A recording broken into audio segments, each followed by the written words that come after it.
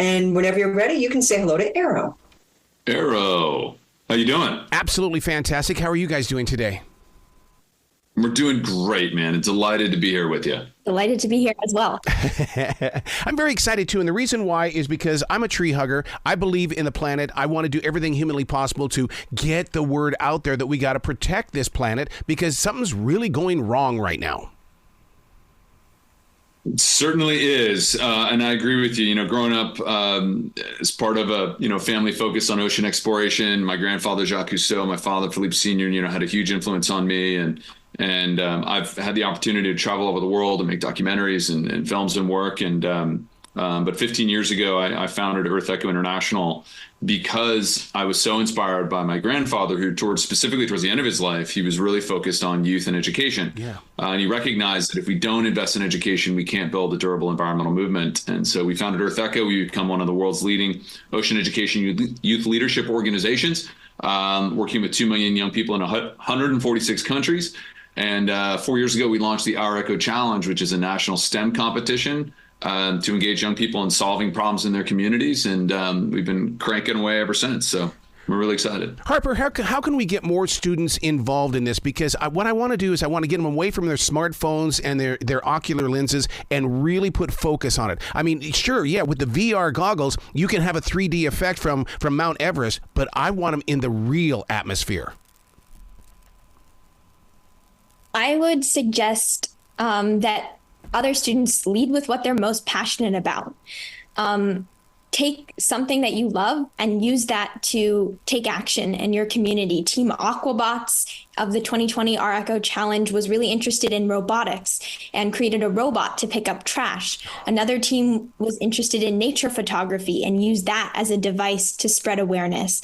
I was really excited behind science around super plants that have larger root systems that can store more CO2 to protect our environment. So take what you love and use that to take action in your community. Phillipe, how is it that we get involved? Because, I mean, it can't be just the thing for the kids. The adults have got to be involved, too, because talk about family. And, I mean, it's just amazing what we can do as a family group to help change what's going on. Well, that's what's so great about this, Era. We recognize, at EarthEcho that, with the millions of young people we've worked with over the years, that young people have a tremendous amount of anxiety around these issues. Yes. They're very concerned, rightfully so, about the health of the environment and what that's going to mean for them. And all too often, you mentioned getting away from their screens. We're such huge believers in that. All too often, young people feel paralyzed, feel helpless. And I think that's a big contributor to that level of anxiety. You probably saw the news recently, the United States didn't make the top 20 happiest countries in the world. That's right. And a big part of that is driven by young people and their dissatisfaction with the world, their anxiety around climate and other environmental issues.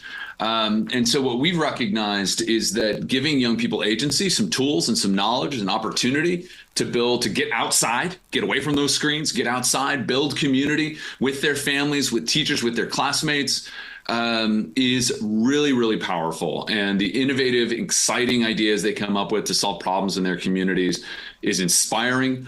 We offer grants of $1,000, $2,500, and $5,000 for students to actually implement their projects, for the grand prize winners to implement their projects after the competition is done. So we're really about facilitating and empowering young people to get out of problems and become hopeful change agents in their communities. It's OurEchoChallenge.org. OurEchoChallenge.org. Harper, one of the things that kind of scares people are words. Biodiversity to a student and even to some adults. They're going, I don't get it. Okay, I'm going to move on. How can we simplify what biodiversity is?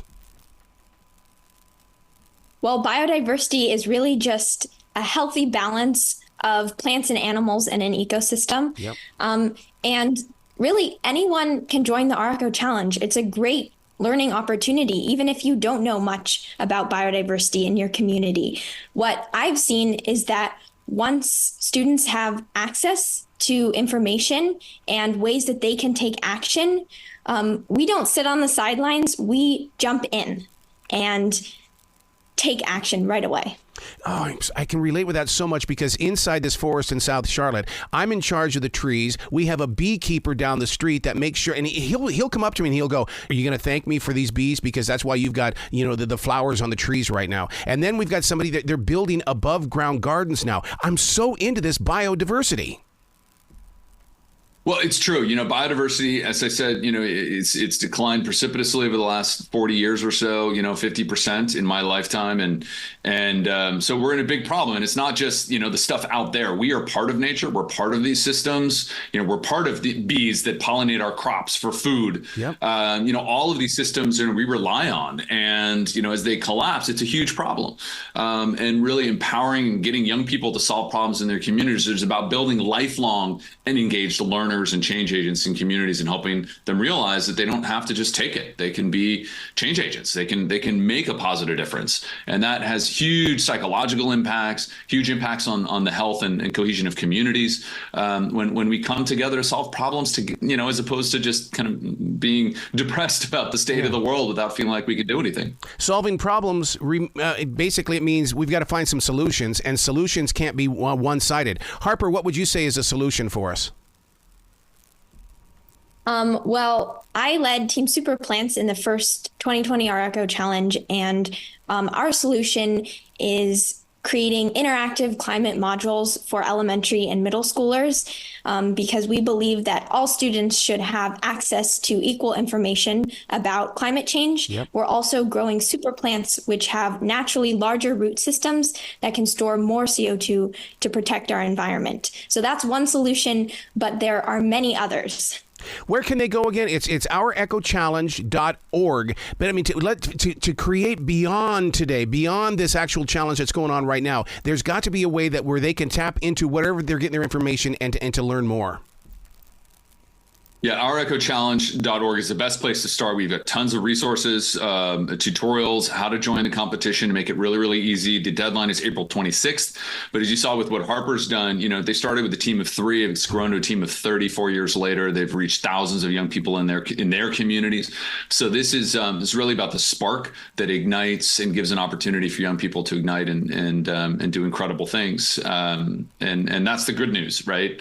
Arrow, there's a lot of bad news in the world, but I'm telling you what, I am so inspired every time I work with these kinds of leaders like Harper, and I see there really is hope for the future. Building on what Phillipe was saying, the OurEcho Challenge for me was a way to take concrete action to address climate change, which can often feel really overwhelming and out of control.